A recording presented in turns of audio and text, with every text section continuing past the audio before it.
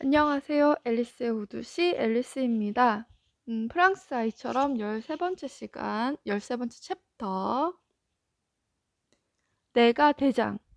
프랑스 부모는 소리치지 않고도 권위를 확립한다입니다.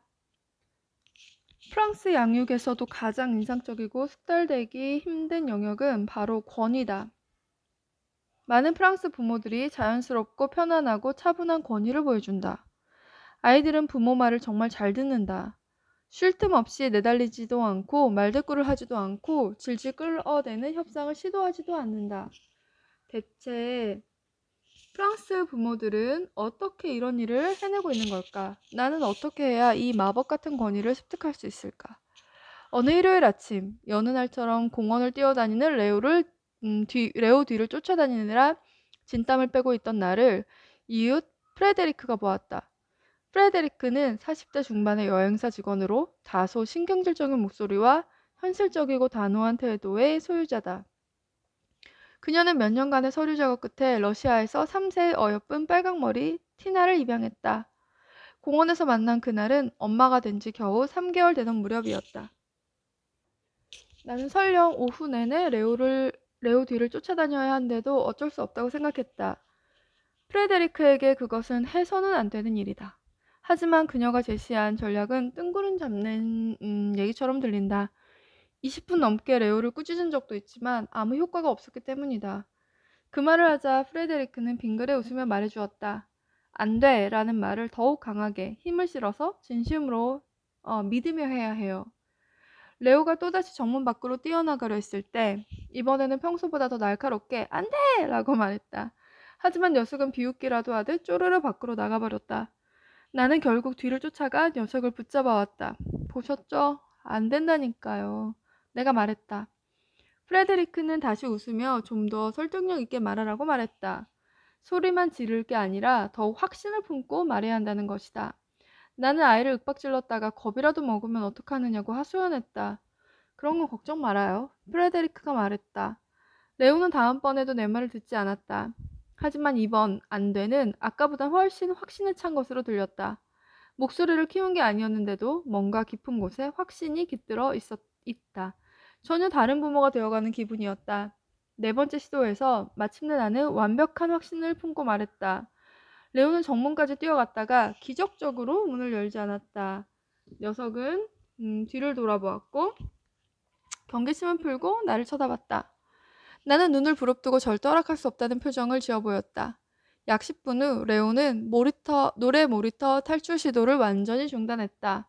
언제 뛰어갔냐는 듯 다른 아이들과 놀이터 안에서만 놀았다. 프레데리크와 나는 두 다리를 쭉 뻗고 맘 편히 수다를 떨었다. 어떻게 이렇게 갑자기 나는 레오에게 권위 있는 사람으로 비춰졌을까? 보세요. 목소리 톤이 중요해요. 프레데리크가 말했다. 거들먹대는 투가 아니다. 레오는 이 일로 상처받지도 않을 거라고 말해주었다. 그 순간 처음으로 레오가 프랑스 아이처럼 보였다. 새 아이가 일순간 얌전해지자 긴장이 풀리며 어깨가 쓱 풀어지는 게 느껴졌다. 이전에는 그곳에서 한 번도 누려보지 못한 평화로움이었다. 프랑스 엄마들은 늘 이런 느낌으로 사는 걸까? 프랑스에서는 어른이 아이에게 권위를 가지는 반면 미국은 그렇지 않다는 설명을 합니다. 읽어볼게요. 2세, 8세, 11세 아이를 키우던 도미니크는 어린이집에서 아이들이 선생님에게 말대꾸를 하는 걸 보고 의문이 더욱 커졌다. 아이가 버릇없이 교사의 지시에 불응하며 응수했던 것이다. 선생님이 무슨 대장이에요? 도미니크란 사람은 그 프랑스인인데 미국인과 결혼해서 미국에 살고 있다고 해요.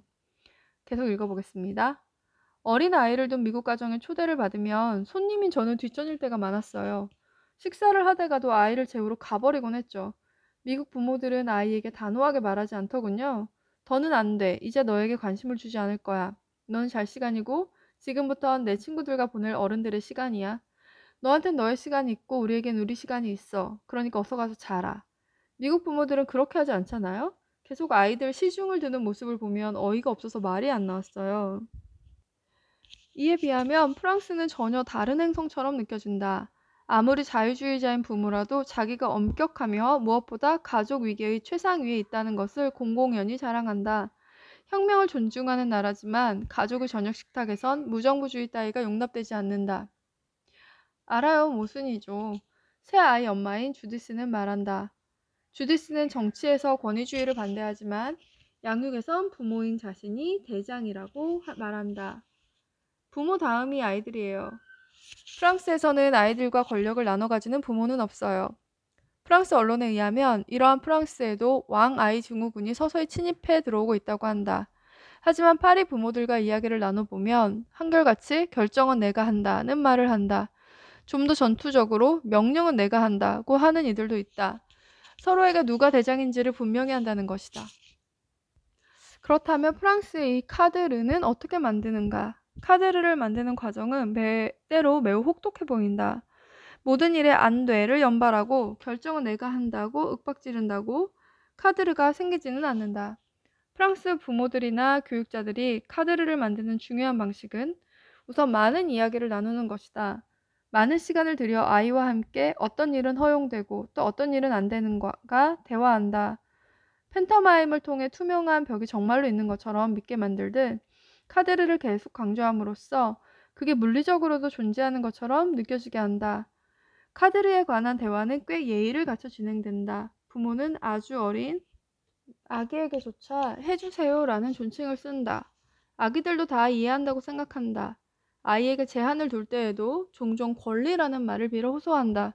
때리지 마라고 하기보다 너는 때릴 권리가 없어라고 말한다. 단지 언어 차이만 있는 게 아니다. 이런 식으로 말하면 느낌 자체가 다르다. 아이들에게도 어른들에게도 적용되는 명백한 권리 체계가 있다는 걸 암시한다. 아이 역시 스스로 다르게 행동할 권리가 있다는 걸 확실히 규정해준다.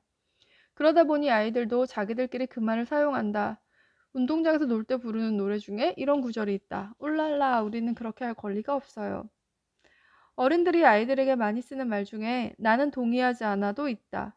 네가 바닥에 완두콩을 던지는 행동에 엄마는 동의하지 않아. 이는 단순한 안 돼 이상의 의미를 지닌다. 이 말을 통해 아이는 어른도 자신이 반드시 고려해야 할 이성을 지닌 사람으로 바라보게 된다. 아이 역시 완두콩에 대한 나름의 견해를 갖고 있는 사람이라는 전제도 깔려 있다.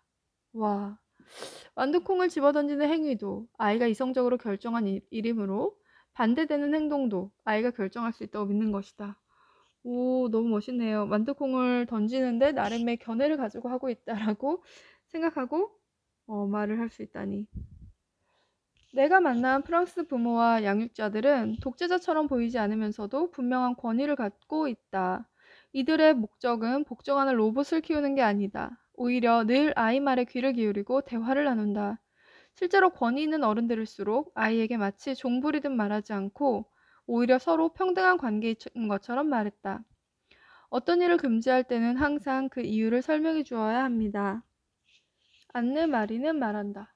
프랑스 부모들에게서 자녀에게 가장 바라는 바가 뭐냐고 물어보면 자신의 처지를 편안하게 생각하기나 세상에서 자신의 길을 찾아내기 같은 것을 꼽는다. 아이가 자신만의 취향과 견해를 길러나가기를 바란다. 프랑스 부모들은 오히려 아이가 지나치게 유순할까 걱정한다. 아이다운 성격을 제대로 갖추기를 원한다. 그러나 그 바탕으로 경계를 존중하고 자제력을 갖추는 게 필수적이라고 생각한다. 개성과 카드르가 공존해야 한다는 말이다. 권위에 대한 흑백 논리에서 벗어나 좀 더 이야기를 진전시켜 보려고 다니엘 마르셸리를 찾아갔다. 마르셸리는 푸아티에의 대형 병원 소아정신과장으로 최근작 순종은 허용된다를 비롯해 12권 이상의 저서를 낸 작가다. 마르셸리는 철학자 한나 아렌트의 말을 인용해 역설을 즐기며 기나긴 해설로 자신의 주장을 펼쳐나간다. 그가 좋아하는 역설은 부모가 권위를 가지려면 대부분의 시간은 돼라고 말해야 한다는 것이다. 언제나 안 된다고 금지만 한다면 권위주의죠. 마르셀리는 커피와 초콜릿을 먹으며 말했다. 부모 권위의 요점은 아이가 뭔가를 못하도록 막는 게 아니라 뭔가를 할 수 있게 권한을 주고 인정하는 것이라고 한다. 마르셀리는 오렌지 주스가 먹고 싶거나 컴퓨터를 하고 싶어하는 아이의 예를 들었다. 현재 프랑스 교육은 아이가 그런 행동을 하기 전에 반드시 부모에게 물어봐야 한다고 가르친다. 마르셀리도 물어봐야 한다는 데는 동의하지만 이때 부모가 거의 언제나 허락으로 반응해야 한다고 말한다. 부모는 어쩌다 한 번만 금지를 해야 합니다.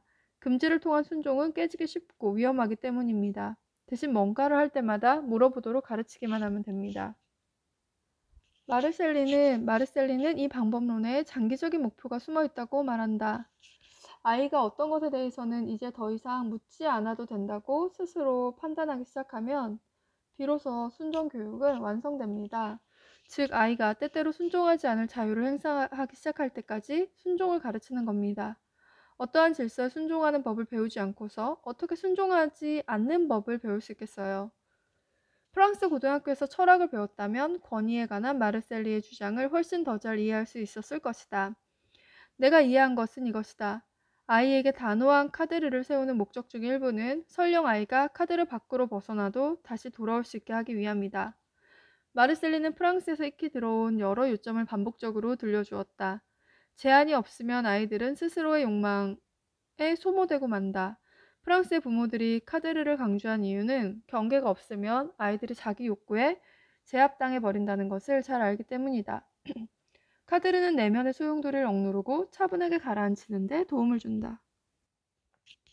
왜 파리의 공원에서 울며 떼를 쓰는 유일한 아이들이 내 아이들인지도 설명된다. 자기 욕구에 제압당했다는데 그걸 스스로 멈출 줄 모르는데 바로 떼쓰기가 나온다. 다른 아이들은 안 돼를 받아들이는 데 익숙하지만 내 아이들은 아니다. 나의 안 돼는 간헐적이고 나약하고 변덕스럽다. 원하는 욕구의 사슬을 끊기에는 단호하지 못하다. 카드르가 있는 아이는 어김없이 창조적이고 일깨워져 있습니다. 프랑스 부모들 중 소수는 오직 일깨우기만 중시하고 카드르를 세워주지 않지요. 그런 부모의 아이들은 성공할 수 없을 뿐더러 모든 면에서 가망이 없습니다. 마르셀은 단호하게 말했다. 프랑스 아이처럼 13번째 챕터. 대부분은 허용을 하면서 정말 안 돼야 되는 것은 안 돼라고 말하는 그 프랑스의 권위에 대해서 들어봤습니다. 다음 시간은 마지막 14번째 챕터로 만나겠습니다. 앨리스의 오롯이 앨리스였습니다. 안녕.